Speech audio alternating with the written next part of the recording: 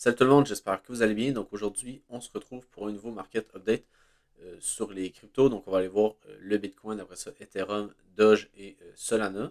Donc on peut commencer directement par le Bitcoin et voir qu'est-ce que je m'attends pour la prochaine semaine environ. Donc on va plutôt parler du moyen terme et du long terme dans cette vidéo. Donc ici, qu'est-ce qu'on a sur Bitcoin? Ben, ça fait depuis maintenant plusieurs semaines, donc depuis environ le 17 décembre, donc mi-décembre environ, que je vous parle de cette grande distribution qu'on a ici sur Bitcoin avec la target qui est juste là.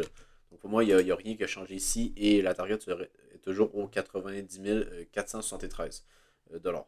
Donc dans cette région-là ici, on devrait revenir là-dedans durant les prochains jours, prochaines semaines. Après ça, c'est juste d'avoir un timing, mais en général, ici, la target générale, elle est là. Donc après ça, également, la semaine passée, je vous parlais de l'accumulation qu'on avait ici, qui avait en gros causé le mouvement haussier qu'on a eu juste là. On est revenu parfaitement dans la supply que j'avais identifiée ici, et après ça, on a eu le dump. Donc ça, c'est vraiment normal, vu que techniquement, pour nous, le high qu'il y a, il est protégé. Et avant qu'on vienne chercher ça, ben, ce high est protégé. Donc ça faisait pas de sens qu'ici, on vienne faire des plus hauts directement. Et vraiment, ici, pour moi, la target, elle est vers les 90 000 environ. Donc ensuite, qu'est-ce qu'on est venu faire? On a eu un dump juste là, et après ça, on peut voir que le prix a été très très lent et est redescendu jusqu'à temps de venir swap le lot qu'on a ici. Donc ça veut dire que cette accumulation-là qu'on a ici, ben, elle est plus bonne. Puis en gros, le seul but de cette accumulation-là, c'est de revenir dans la supply qu'on avait ici pour refermer les derniers ordres en négatif qu'on avait ici, donc l'ordre bloc qu'on avait ici. Et on a juste front-run cette supply-là, mais c'est pas si grave que ça. On peut très bien venir chercher la target sans venir front-run la supply qu'on a ici. Donc, en général, ça reste baissier sur Bitcoin. Et après ça, en plus petit time frame, qu'est-ce qu'on a eu? Ben, c'est qu'en gros, je pourrais enlever au moins ce volume profile-là. Mais en gros, on est revenu dans le value real low ici de tout le range. Également, on avait le point of control ici. Donc, ça faisait du sens qu'on ait un rebond dans cette région-là. Pourquoi pas dévier en dessous comme on a fait ici. Pour après ça, potentiellement, avoir un retour et une rotation vers le milieu du range et un peu plus haut même, vers peut-être le haut du range. Parce que pour moi, le range est à peu près, il est à peu près comme ça ici, je vous dirais. Donc, ça fait du sens qu'ici, en général, on est ben, un genre de support. Puis qu'ici, on a une genre de résistance en général. Donc, c'est sûr, c'est très, très, très général. On ne peut pas trader ça. Mais c'est juste quand on est dans cette région-là, on peut s'attendre à un rebond. Puis quand on est dans cette région-là, on peut s'attendre à un rejet. Donc, après ça, quels qui seraient vraiment mes niveaux de point of interest? Ben, premièrement, ici, on peut voir qu'on a notre accumulation juste là. Après ça, on a une news juste là ce matin. Mais on n'était pas venu chercher la target de l'accumulation low time frame. Parce qu'ici, si j'enlève le range, on était baissier entre ben, tous les lows qu'on a ici et les high. Puis après ça, on pouvait tirer un range du low qu'on a juste là jusqu'au high qu'on a ici. Puis après ça, on a une première déviation juste là. Et ici, après ça, on a une deuxième juste là. Donc, c'était notre confirmation de notre accumulation quand on est venu casser la structure low time frame ici. Puis après ça, on peut voir qu'on est venu exécuter parfaitement le biais aussi qu'on s'attendait. Et on est venu chercher la target juste ici. Donc, à partir de là, on peut très bien ben, commencer soit une nouvelle distribution ou soit juste continuer la structure haussière à court terme. Parce qu'ici, on peut voir que la structure est haussière entre ben, le low qu'on a ici et le high qu'on a là. Donc, on peut voir ici, ben, on est clairement haussier et on a fait un niveau plus haut. Donc, si soit qu'on continue la structure haussière et on vient chercher justement le POI que moi je regarde, ce serait en gros qu'on vient chercher toute la liquidité qu'on a ici au-dessus de toutes les highs. Parce qu'il y a plein de stop-loss qui sont accumulés juste là et venir en gros chercher ben, les 97 500 et ça correspond également avec le value area high, donc les petits traitiers qu'on a là, qui correspondent ben, au grand range que j'ai fait commencer à peu près jusqu'au début de l'accumulation qu'on avait la semaine passée. Donc ça correspond au value area high plus ben, à toute la liquidité qu'on avait accumulée juste avant. Donc ici, vraiment, c'est un niveau qui est très très très intéressant, ce niveau-là ici, vers les 97 500. Donc si jamais on va dans cette région-là, on va sûrement avoir un beau short à prendre. Donc ça va être une des régions que je vais regarder pour la semaine prochaine environ. Et sinon, ben, à court terme également, qu'est-ce qu'on peut faire? C'est ben, tirer notre range du high qu'on a ici jusqu'au low. Et on peut voir qu'on peut potentiellement commencer une distribution, même si c'est vraiment très très, ben, c'est pas très très beau. Parce qu'en gros, ici, on peut voir que le mouvement est très très impulsif. Donc on veut plutôt voir un range comme ça et juste des déviations comme ça ici pour après ça, par exemple, faire des plus bas. On veut pas juste que le range ressemble à ça ici, puis qu'après ça, on ait une déviation. Donc, par exemple, on veut pas que ça ressemble à ça comme ça. On veut plutôt que ça soit un range comme ça, qui soit très très très très serré, puis qu'après ça, on vient juste faire une déviation, par exemple. Donc vraiment, on veut que la price action soit vraiment dans une petite box qu'on pourrait appeler juste, qui range vraiment dans une petite box pour après ça faire des déviations, puis après ça dump. Mais ici, on n'a pas ça. Donc c'est pour ça que la distribution ici est moins probable, même si on peut toujours la mettre. On pourrait mettre par exemple la première table qui est ici, la deuxième qui est là, et après ça, on pourrait voir qu'est-ce qui se passe. Également, on a une demand qu'on a juste là. donc qui est assez pertinent, donc ça pourrait être ce demand-là. Et si jamais, ben moi, sincèrement, je ne mettrais pas nécessairement tout de suite la distribution, vu comme que je vous dis, elle n'est pas vraiment très probable. Donc, qu'est-ce que je m'attendrais, c'est juste un retour dans ce demand-là pour potentiellement faire des plus hauts.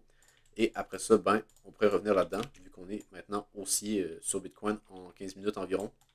On pourrait revenir là-dedans, puis après ça, sûrement distribuer dans cette région-là, puis avoir une belle distribution, pour après ça venir faire des plus bas et venir chercher la target que je vous montrais vers les 97 500. Puis après ça, sûrement quand on va venir chercher ça, on va sûrement venir soit au moins les lots qu'on a ici, peut-être le lot ici, et revenir ici en gros, je crois que c'est en 23 heures. Donc c'est vraiment un niveau qui est très très caché, mais en gros on a un breaker ici. Donc on peut voir le corps de la bougie, ben, il n'a pas été retesté, donc c'est un breaker. Donc ici en gros on pourrait juste s'appuyer dessus ce niveau-là pour après ça effectuer des plus hauts directement. Donc venir chercher par exemple cette région-là, s'appuyer dedans, puis après ça faire des plus hauts. Ou sinon j'ai ce target-là vers, en gros c'est venir chercher toute la liquidité. Donc par exemple faire ça ici, un très très gros dump, puis après ça faire des plus hauts. Mais je pense pas qu'on va passer en dessous des 82 000. Pour moi ça ferait pas vraiment de sens du côté du Bitcoin. Donc ouais, ça serait mes deux POI qui sont ici et là. Puis après ça, ben, on va voir rendu là, mais pour moi, on va se diriger dans cette région-là durant les prochains jours, prochaines semaines. Donc ensuite, on peut aller voir Ethereum. Donc ici, qu'est-ce qu'on a sur Ethereum? C'est vraiment très très clean. Parce qu'en gros, je vous avais parlé la semaine dernière qu'on avait ce range-là, qu'on peut avoir une déviation au-dessus. Donc faire en gros un PO3 pour après ça faire une expansion ici. Donc c'est vraiment exactement ça qu'on a eu. Là. On ne peut pas demander mieux. Donc ici, c'est vraiment parfait. Et après ça également, j'avais une demand qui était ici en 30 minutes, même en 45 minutes, je crois que c'était. Puis on peut la raffiner en 30 minutes, mais bon, c'est pas si grave. Donc en gros, ici, on avait la demand en 45 minutes qui était, en gros, une demand qui était revenue vers la gauche. Ici, on avait une demand en daily. Donc ici, c'était vraiment un niveau qui était assez intéressant, donc un POI qui était assez intéressant pour tenter un long ici sur Ethereum à court terme. Mais également, à moyen terme, je vous dirais que c'est assez intéressant parce qu'on peut voir qu'à chaque fois qu'on fait des bottoms sur Ethereum, donc si jamais ici on est sur un bottom, ben on peut voir qu'ici, on laisse tout le temps le premier lot intact. Donc ici, on a laissé le premier lot ici intact. Également, durant tout le bear market, on a laissé ce lot-là intact. On n'est jamais venu le swap, par exemple, comme on avait fait sur Bitcoin. Également ici, ce lot-là était intact. Donc si jamais on a un bottom, ben, sûrement que le lot qu'on a ici devrait être intact. Si jamais on viendra le casser, je m'attendrais à ce qu'on vienne chercher en gros tout ça ici, donc tous les lots qu'on a accumulés juste là, et revenir dans la demand qu'on aurait ici. Donc ça confluerait avec en gros le Bitcoin qui repasserait en gros dans cette région-là ici, vers cette région-là, pour après s'effectuer des plus hauts. Également, je voulais également dire que sur Bitcoin, on a un gap ici. Donc ça ferait également pas mal de sens de venir le combler durant le dump. Ça représenterait environ, ben ici on est 77 000. Donc peut-être juste pas le combler à 100%, mais peut-être juste revenir soit très très proche, ou juste venir dedans un petit peu pour après ça venir repartir à la hausse. Mais peut-être pas le combler à 100% parce que 82 000, c'est pas mal ma target qui est vraiment le plus bas que je vois le Bitcoin aller. Si on va plus bas que 82 000, je pense qu'on va plutôt se diriger vers la demande qu'on a là, puis que le gap ne va pas faire grand-chose. Mais vraiment, ici, ça serait ça. Si jamais on vient chercher le gap, on va venir chercher ça. Puis sinon, ben, mon plan reste le même. Là, donc, venir chercher les 82 000. Peut-être avoir un petit dip dans le gap ici, mais même à ça, ça m'étonnerait quand même. Je vais quand même le pointer ici qu'on avait ce niveau-là à regarder, qui est assez pertinent également. Donc, après ça, sur Ethereum, qu'est-ce que je vais vous montrer? C'était, c'est ça qu'on avait, la liquidité qu'on avait accumulée juste là, qu'on avait le POI qui est en genre 3 jours. Donc, ouais, ici, en 3 jours, on a la demand qui est juste là. Pour moi, c'est vraiment la plus pertinente. Je pense pas qu'on va passer en dessous de cette demand-là, mais sur Ethereum, justement, ça ne m'étonnerait pas qu'on vienne là-dedans. Si jamais Bitcoin suit mon scénario qui irait jusqu'aux 82 000, je pense qu'Ethereum pourrait revenir dans cette région-là. Et ensuite, pour ce qui est du Dogecoin, donc ici sur le Dogecoin, sincèrement, je ne sais pas si on va venir casser le lot qu'on a ici. C'était pas vraiment ça que je voulais vous montrer. C'était pas vraiment du moyen time frame, c'était plus du low time frame ici. Parce qu'on a quand même un niveau qui est vraiment intéressant pour justement quand le Bitcoin va avoir son pump ici que je m'attends à ce qu'on ait durant les prochains jours, donc revenir vers la liquidité puis le POI que je vous montrais un petit peu plus au nord. En gros, on a également un breaker sur Dogecoin qui est vraiment parfait, donc c'est vraiment un double breaker ici. Donc c'est le corps de la bougie, on n'est pas venu le retester en 12 heures ici. Donc c'est vraiment un niveau très très clean. Et également, on a le même POI que sur Bitcoin en H1, on peut voir qu'on a un order block. Donc le mouvement haussier avant le mouvement baissier, ça c'est un order block juste là qui est très pertinent. Et en gros, qu'est-ce qu'on peut voir ici, c'est qu'on a une accumulation qui n'est pas encore confirmée, ben, qui est confirmée, mais qui n'est pas encore réalisée. Donc, on n'est pas venu chercher la target du côté du Dogecoin qui est vers les 0,346 $. Donc, ça serait la target que je regarderais du côté du Dogecoin. Donc, qu'est-ce que je m'attends? En gros, c'est un peu la même chose que sur le Bitcoin. Venez chercher ça ici, pour après ça dump, et en gros, venez chercher toute la liquidité qu'on a là. Pour moi, c'est une target assez facile. Et le biais Item Frame est clairement dans cette région-là. Donc ici, on pourrait très bien avoir un short dans cette région-là pour venir target ça ici, ce serait vraiment parfait. Et c'est pas mal ça mon plan du côté du Dogecoin. Donc ici, je pense qu'il y a un setup high probability qui se dessine parce qu'on a vraiment beaucoup de liquidités à venir chercher. Donc vraiment, pour moi, c'est vraiment très très clair qu'on venait chercher ça. Donc après ça, c'est juste avoir le bon timing puis le bon short. Mais je pense que justement, si on peut revenir ici dans cette région-là, ce serait vraiment parfait, là. Et après ça, on pourrait revenir dans cette région-là pour venir chercher les 0,3 $. Et après ça, ben, on va voir qu'est-ce qui se passe du côté du Bitcoin. Ça se peut qu'on vienne chercher la mèche ici, mais comme que je vous dis, j'ai pas fait une plus grande analyse que ça sur Dogecoin en moyen time frame. Qu'est-ce que je me concentre, c'est vraiment de short pour venir chercher toute la liquidité qu'on a là. Puis après ça, ben, je vais voir qu'est-ce qui se passe du côté des autres cryptos. Et je vais m'analyser, je vais vraiment juste regarder après ça sur Dogecoin qu'est-ce que je m'attends. Mais pour moi ici, c'est vraiment venir chercher les 0,3 $. Et finalement, du côté du Solana, ben, en gros, c'est même plus baissier que sur le Dogecoin en ce moment. Parce que qu'est-ce qu'on peut voir, c'est que la liquidité qu'on a sur Solana, on a commencé à venir la chercher. Donc pour moi, ça veut dire que c'est encore plus baissier parce qu'au moins sur Dogecoin, par exemple, on est vraiment resté dans la demand. Donc on a bien respecté la demand qu'on avait ici. Tandis que sur Solana, c'est même pas le cas. Genre, on n'a même pas respecté la demand qui est juste là et on a directement fait des plus bas. Donc pour moi, ça veut dire qu'on va venir chercher la demand qu'on a ici pendant que le restant du marché va corriger également.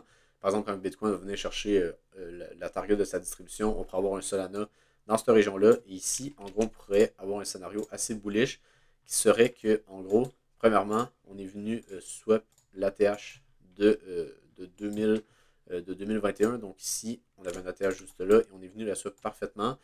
Donc après ça, qu'est-ce qu'on peut voir, c'est qu'on a eu une correction, mais qu'est-ce qui est bien, c'est que la correction, on a laissé énormément de liquidité juste au-dessus, juste ici. Donc c'est un petit peu la même chose qu'à court terme, ici on a de la liquidité à venir chercher. Après ça, à moyen terme, on a également tout ça ici à venir chercher. Donc ça ferait du sens qu'ici on ait un rebond dans cette région-là et qu'on vienne faire des plus hauts. Pour moi, le lot qu'on a ici est vraiment protégé. Si on vient casser ça, ça serait beaucoup plus bearish à moyen terme et même à long terme.